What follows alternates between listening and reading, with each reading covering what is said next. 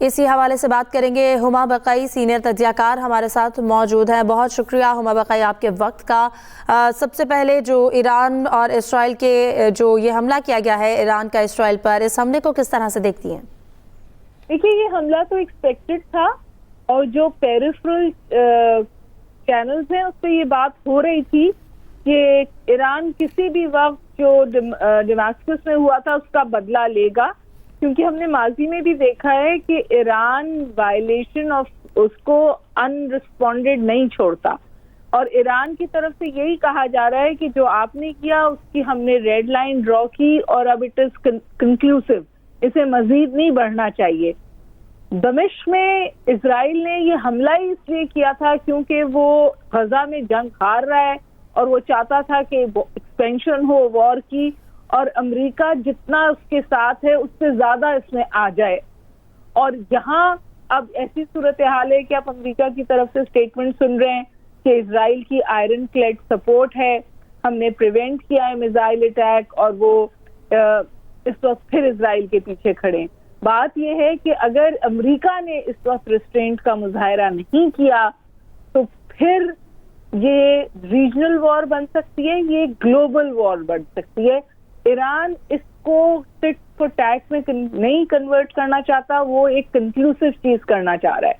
लेकिन जाहिर है अब देखते हैं कि ये स्टोरी डेवलप किस तरह होती है। सूरत हाल इंतहाई मखदूश है, ये फिर रीजन पे भी कन्फाइन नहीं रहेगी। लोग अभी सिर्फ रीजनल वॉर की बात कर रहे हैं, ये एस्केलेशन कहीं और जा सकती है। और उससे भी अहम बात ये कि ये जंग सी लेन्स पे होगी।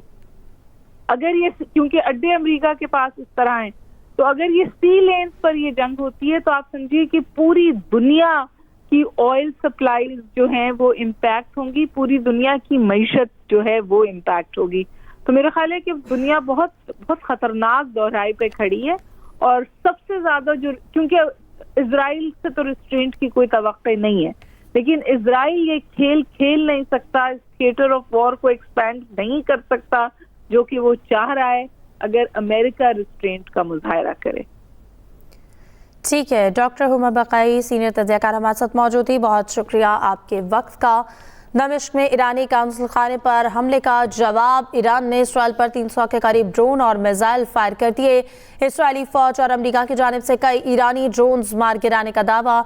ईरानी पासदारान इंक़िलाब ने इसराइल पर हमले की बाज़ाब्ता तस्दीक की है। ईरानी मीडिया रिपोर्ट के मुताबिक ईरान ने इसराइली दिफाई तंसीबात को निशाना बनाया है। गोलान की पहाड़ियों और शाम के करीब इसराइली फौजी ठिकानों को भी निशाना बनाया। ईरानी मीडिया का कहना है कि ईरान इसराइल में 50% अहदाफ को निशाना बनाने में कामयाब रहा। इसराइली फ़ज़ाई अड्डे को खैबर मिसाइलों से टारगेट किया है। दूसरी जानिब इसराइली फौज ने तस्दीक की है कि ईरान के 200 ड्रोन इसराइली इलाकों तक पहुंचे। इसराइली फौजी तर्जुमान ने कहा है कि ईरानी ड्रोन से जनूबी इसराइल में फौजी अड्डे को नुकसान पहुंचा। ब्रिगेडियर रिटायर्ड हारिस नवाज साहब हमारे साथ मौजूद है। बहुत शुक्रिया हारिस नवाज साहब आपके वक्त का। सबसे पहले जो ये सूरत हाल है ईरान और इसराइल के दरमियान, इस हमले को कैसे देखते हैं आप? लेकिन सिचुएशन बहुत ही तशवीशनाक है और इसराइल ने बहुत ज्यादा इख्तियाल दिलाया। आपने देखा होगा जिस तरीके से उसने पैलेस्टाइन में जुल्म बर्जियत की है और अभी तक कारण आते पैलेस्टीनियन को जिस तरीके से मार रहा है। और उसके साथ उन्होंने दमिश्क में जो एक अमेरिकन एम्बेसी की ईरानी एम्बेसी में हमला किया, उसमें पाकिस्तान के कमांडर शहीद हुए और सात लोग और भी शहीद हो गए। जिसके बाद ईरान ने अनाउंस किया था कि they will attack at the time of their own choosing. और अल्टीमेटली उन्होंने कल हमला किया और उसमें काफी ज्यादा this what we have heard कि 200 के करीब उन्होंने क्रूज मिसाइल और उन्होंने ड्रोन अटैक किए हैं। और एज पर ईरान 50% कामयाबी हुई है। इसराइल कहता है कि 99%। इससे पहले कि इसराइल की सरहदों में आते उन्होंने उनको मार गिराया। देखना ये है कि अब इसके बाद क्या रिएक्शन होता है इसराइल का। अमेरिकन ने बड़ा क्लियर बताया इसराइल को कि अगर आप दोबारा इसको एस्केलेट करेंगे तो अमेरिका फिजिकली इसमें पार्टिसिपेट नहीं करेगा। साथ साथ ये भी कहा कि मेजर रिस्पॉन्स होनी चाहिए क्योंकि नुकसान नहीं हुआ। और इसराइल ये भी समझ रहा है कि जब जो ईरानी मिसाइल थे उनको रास्ते में तबाह कर दिया, नुकसान नहीं हुआ, ना मिलिट्री बेसिस को ना सिविलियन कैजुअल्टीज हुई हैं। एक किस्म की उनकी इसमें भी फतह है और इसको समझते हैं, उनको चाहिए कि अब आगे इसको एस्केलेट ना करें क्योंकि अगर एस्केलेट करेंगे तो इसमें मिडिल ईस्ट में बहुत ज्यादा हालात खराब होंगे और ultimately it's fallout can go to the whole world. इसलिए यूनाइटेड नेशन ने यही कहा जी कि थमल का मुजाहरा करें, सऊदी अरब ने कहा थमल का मुजाहरा करें।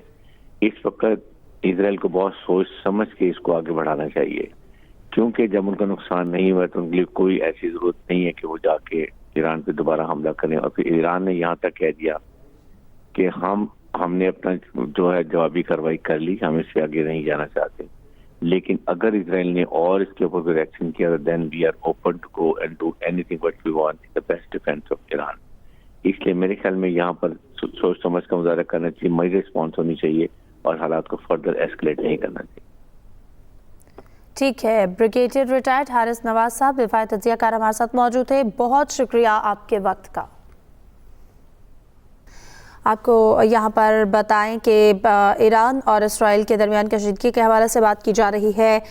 दमिश्क में ईरानी काउंसिल खाने पर हमले का जवाब ईरान ने इसराइल पर 200 के करीब ड्रोन और मिसाइल फायर कर दिए। इसराइली फौज और अमेरिका की जानिब से कई ईरानी ड्रोन मार गिराने का दावा।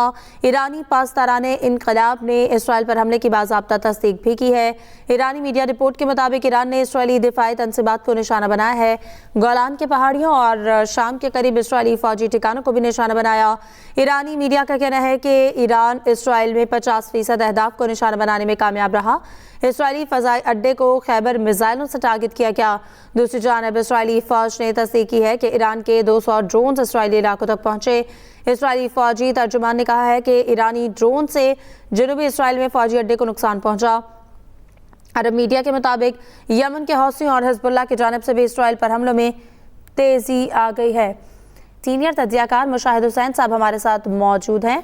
बहुत शुक्रिया मुशाहिद हुसैन साहब आपके वक्त का। सबसे पहले क्या कमेंट करेंगे जो इस वक्त एक टेंशन की सूरत हाल देख रहे हैं ईरान और इसराइल के दरमियान? अस्सलाम वालेकुम जी, और आपके व्यूअर्स को बड़ा अस्सलाम वालेकुम। मैं समझता हूँ कि आज का दिन बड़ा तारीखी दिन है, क्योंकि 50 साल के बाद किसी मुसलमान मुल्क की हिम्मत हुई है कि इजरायली जारियत का जवाब दे और मुंह तोड़ जवाब दे। जो इजराइल ने जारियत की थी ईरान के खिलाफ सीरिया की सरजमीन में 1 अप्रैल को कि उनके सफारत खाने पर हमला किया था, उसके जवाब में एक तारीखी जवाब है, मैं समझता हूँ कि 350 ड्रोन उन्होंने चलाए और वो इजराइल की सरजमीन पर, इजराइल के अड्डों पर, इजराइल के ऊपर गिरे। और मैं समझता हूँ कि इससे बड़ा हिम्मत और हौसला मिला है, खास तौर पर जो फलस्तीनी, जो नहते फलस्तीनी जो 6 महीने से ये बर्दाश्त कर रहे हैं नस्ल कुशी।